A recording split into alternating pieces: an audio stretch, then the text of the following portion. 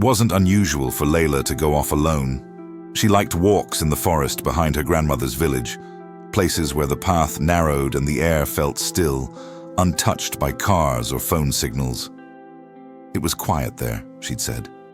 Peaceful, the kind of silence that felt like listening. But this time, she didn't come back. Search parties were called, dogs brought in, flyers hung up in mosques and schools. But the woods had no answers, no signs of a struggle, no trace of Layla's presence at all. It was like she had evaporated into the air itself. Then, on the third night, at precisely the time she had disappeared, she came walking out of the trees. Same clothes, no dirt, no scratches, not even dew on her shoes. Just silence. Her mother screamed in relief, hugged her so tightly her arms shook. But Layla didn't return the hug. She just looked past her family, towards something behind them and whispered, "He's still watching." That was the last thing she ever said out loud.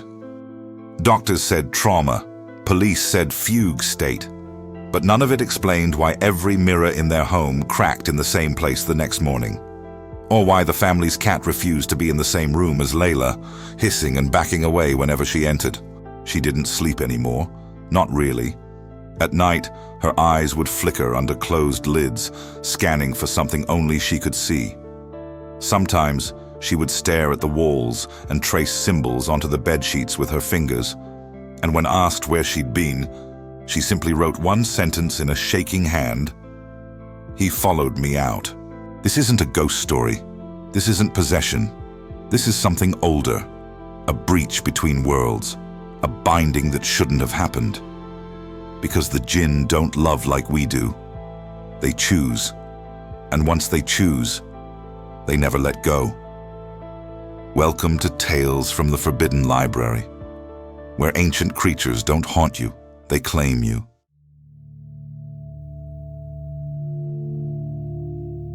Before they were turned into cautionary tales or movie monsters, the Jinn were beings of legend woven into the very fabric of ancient life. Not demons, not ghosts, something else entirely. Created from smokeless fire, as old as the wind, with thoughts and hearts and wills of their own. Neither good nor evil, but always aware. They lived parallel to us, not below us. And in many stories, their realm and ours touched at the edges, just enough to glance, just enough to tempt. And in those glances, things sometimes crossed over. Every culture touched by the desert has its own version of the warning: never walk alone past sunset. Never answer when your name is called from an empty place. Never speak to someone in the dark who knows your secrets without ever having met you. These weren't just rules, they were survival. Because the Jinn, while unseen, were always near. And the moment you acknowledged them, the moment you looked back, the thread between worlds was tied. But the stories reserved special caution for a particular kind of encounter. Not the vengeful Jinn, not the trickster, but the one who becomes attached. The one who finds in a human something unfamiliar, something beautiful, something possessible. In the hills of the Zagros Mountains, they tell of a man who whistled while tending goats. For months, a song would answer him from the valley, melodies woven into the wind. He thought it was a spirit, a muse. One day, he whistled back the wrong note, and his own voice never returned. From that day on, whenever he opened his mouth, the valley's song came out instead.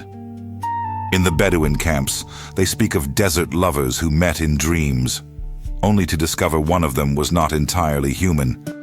The human would wake, forget the dream, and go about their day. But the Jinn would not forget, and each night they would return more vivid, more present, until the dream became stronger than waking life. And then, the human stopped waking altogether. There are countless tales of Jinn falling in love with humans, but they never end in romance. They end in obsession, in collapse. Because to the Jinn, love is not a negotiation, it is a binding. And once that bond is forged, It cannot be reversed, not through prayer, not through fire, not even through death. Even the Quran warns of the jinn, describing them as a separate creation, intelligent, hidden, capable of whispering into the hearts of mankind. The word whisper is key, because they don't shout, they don't confront, they suggest, they observe, and once they're interested, they wait. In Layla's case, the signs were all there, but no one recognized them. The sudden interest in silence, the drawings in her journal that curved like smoke, the way her reflection seemed to lag for just a moment when she looked in the mirror too quickly. The family thought she was just imaginative, lonely, sensitive to energy. But sensitivity is not a weakness, it's an invitation. Jinn are drawn to those on the edge, those whose minds wander between realities, whose dreams don't feel like dreams. People who see shadows in firelight and think, that wasn't mine. The kind who can feel when they're being watched, even in a locked room. And once a jinn chooses someone like that, it doesn't come in a rush. It comes as curiosity, then admiration, then a hunger that doesn't know how to stay quiet. And before long, the chosen start to feel it too. Not fear, not even dread. Something worse. Comfort. Because to the jinn, love is eternal. And for a creature not bound by time, that eternity begins the moment they decide you are theirs, whether you know it or not. And Layla? She was chosen long before she ever disappeared.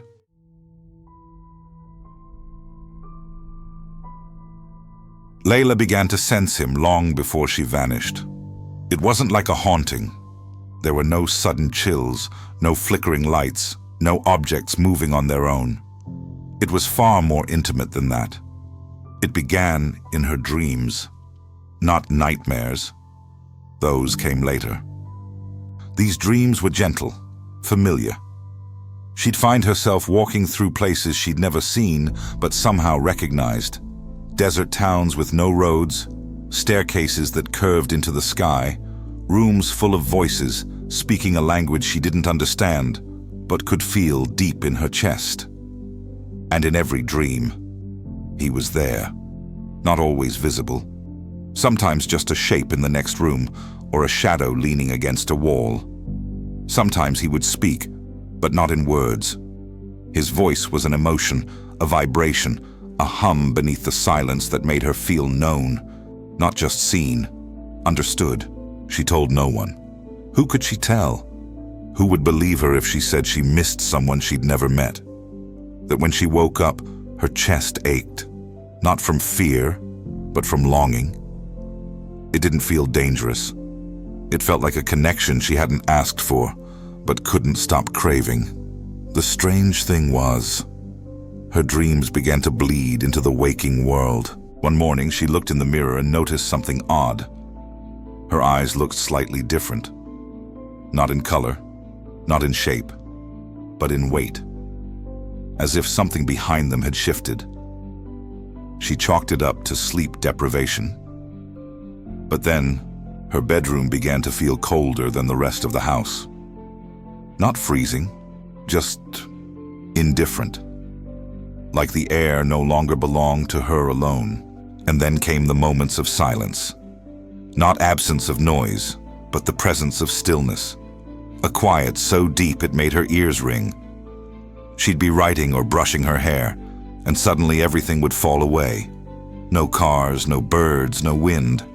Just the sensation that she wasn't alone, that someone was listening, watching, waiting. That's how Jinn love begins. Unlike us, they don't fall in love slowly. They recognize.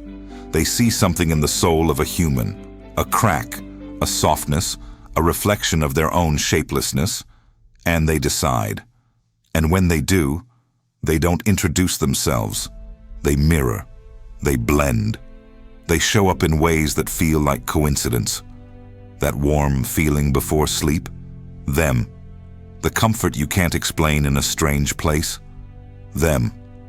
The presence behind your thoughts when no one's around, them.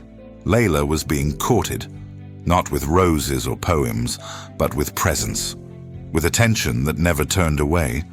And like most people chosen by something beyond comprehension, she confused comfort for safety.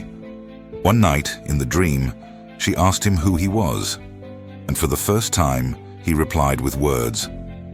But when she woke up, she couldn't remember them. Only the feeling they left in her mouth, as if she'd spoken them too. Her tongue felt foreign, her voice echoed differently. And in that moment, a door opened. She was never quite awake again after that. The Jinn's love became an anchor, a tether between their world and hers. And through that connection, he began to cross. Not all at once. Just a fingertip, metaphorically speaking. A breath. A name whispered in a place no one else could hear. The more she noticed him, the more real he became. Until finally, the dream world could no longer contain him. He had to step through, and she, knowingly or not, gave him permission. She walked into the forest the next day. Not to run, not to escape, but to meet him. It was a choice made in the quietest part of her mind, a place she didn't even know existed. And when she vanished, she didn't scream, she didn't resist, because she believed she was going to be loved forever.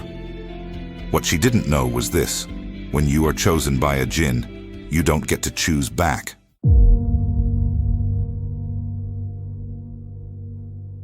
Layla returned on the third night. But it wasn't really her that walked back into the village. It was someone wearing her skin, carrying her memories, and yet subtly altered. She moved slower. Blinking came less often. Her hands trembled not from cold, but restraint, like she was resisting the urge to reach out for something just outside the veil. And though her lips never moved again, everyone in the house felt like they were being watched through her eyes. She wouldn't eat anything but dates soaked in rose water. She spent hours just staring at firelight, as if listening for something in the crackling. And mirrors. She couldn't stand them. Her family tried to bring her back to the person they remembered. Therapists, prayers, cleansing rituals. But each effort only seemed to make her recoil further into silence, as if speaking again would betray a promise she had made in that other world. That's the first consequence of being chosen by a Jinn. You're no longer alone in your body. The being doesn't possess you. It resides with you, like a second soul pressed against yours, whispering not in your ear, but into your thoughts. It doesn't control. It suggests. It guides. It alters your will until you think the changes were your idea. You crave things you never wanted. Avoid places you once loved, because every part of your life is now calibrated around them, their presence, their comfort, their closeness. And if you try to sever the bond, they don't rage, they don't attack, they mourn. But mourning for a Jinn is not tears and distance. Mourning is obsession turned inward. They unravel themselves to stay near you. Your world begins to fray at the edges. Time loops in strange ways. Technology glitches in patterns. Shadows appear where light should be, not as threats, as traces. Like fingerprints on glass reminding you were chosen. In Layla's case, things around her started to break. Her father fell ill with no diagnosis. Her sister stopped dreaming entirely. Electronics refused to work in her room. Every screen pixelated with static, except for one recurring pattern that looked like writing. But it wasn't until the family tried to move her away that the Jinn made itself fully known. They drove her to another city, a small apartment far from the forest. That first night, the lights flickered endlessly. A sulfurous scent filled the air. And at 3:06 a.m., every door in the apartment unlocked simultaneously. No wind, no movement. Just the soft sound of footsteps, slow, deliberate, walking from room to room, though no one was there. When they returned to the village, Layla seemed calmer, almost relieved. She went back to sitting silently, writing cryptic lines on the edge of envelopes and receipts. But the bond had deepened. She no longer slept at all. not in the traditional sense. Her eyes would close, her breath would slow, but she remained aware. Aware of something speaking to her from within. And sometimes she would smile at nothing, like remembering a private joke no one else could hear. The truth is, being loved by a jinn is not romantic. It is not beautiful. It is a permanent distortion of your selfhood. Your body becomes a shared space. Your thoughts no longer belong solely to you. You cannot unchoose them. You cannot unbind what was never meant to be separated in the first place. And for the jinn, it is love. But for the human, it is erosion. A gentle wearing away of who you were until nothing remains but what they needed you to become. Layla may have walked out of that forest alone, but the truth is, she was never alone again. Every step, every breath, every heartbeat echoed with the rhythm of another being's desire. And sometimes, when the wind blows just right through her village, people say they hear laughter. Not cruel, not playful, but loving and deeply inhuman.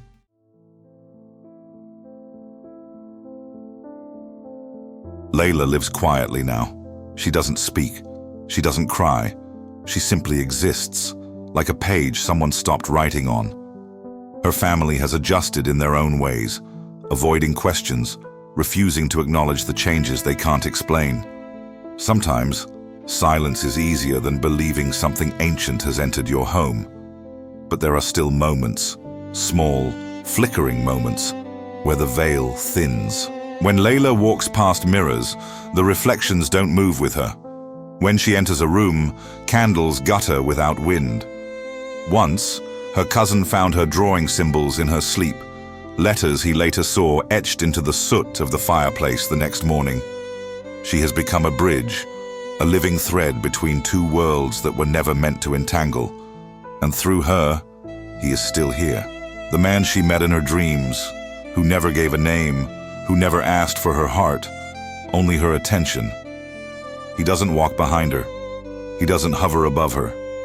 He sits inside her memory, quietly rewriting what it means to be herself. And maybe that's the scariest part of all. Because being haunted is one thing. You can fight a haunting.